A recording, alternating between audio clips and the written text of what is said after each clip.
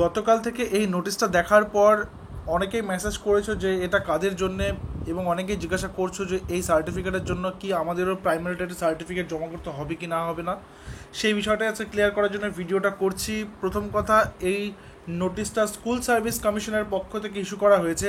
এখানে কিন্তু প্রাইমারির সাথে এটার কোনো সম্পর্ক নেই। প্রথম কথা, প্রাইমারি টেটের সার্টিফিকেটের সাথে এটার কিন্তু কোনো সম্পর্ক নেই।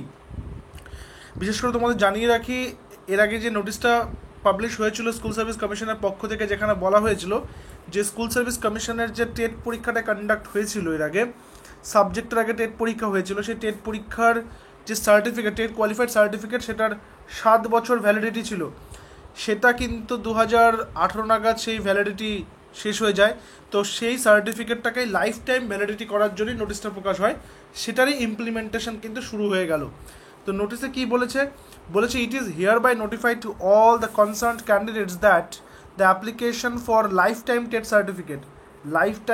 Certificate will be received by this office directly on and from 15/7/2024 15 তারিখ থেকে শুরু করে 31/7/2024 এই মাসের শেষ তারিখ পর্যন্ত সেখানে কিন্তু কি হবে, জমা নেওয়া হবে, রিসিভ করা হবে সেই টেট সার্টিফিকেটটাকে ডিউরিং অফিস পিরিয়ড সকাল 10:30 থেকে 3টা পর্যন্ত।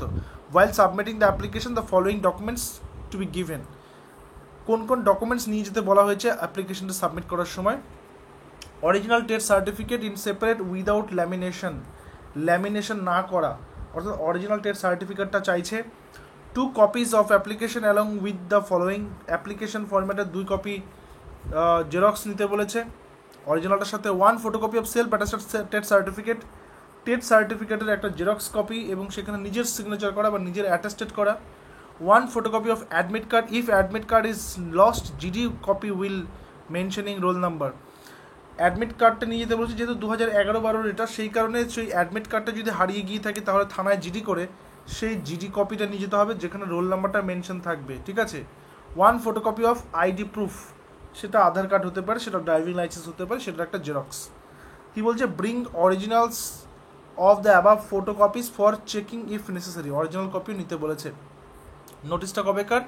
12/7/2024। এবং যারা বারবার জিজ্ঞাসা করেছো টেট 2022 পাস করেছি, টেট 2021 পাস করেছি, টেট 2017 পাস করেছি, আমাদেরও জমা করতে হবে কিনা, তোমাদেরকে বলে রাখি প্রাইমারি টেটের সার্টিফিকেটগুলো সব এমনি লাইফ টাইম ভ্যালিডিটি আছে, সেগুলোর জন্য আলাদা করে আবার জমা করতে হবে না, ওগুলো এমনি লাইফ টাইম ভ্যালিড আছে, ঠিক আছে। তো সেই প্রশ্নগুলো আর করো না কেউ, সেই কারণে ভিডিওটা করছি।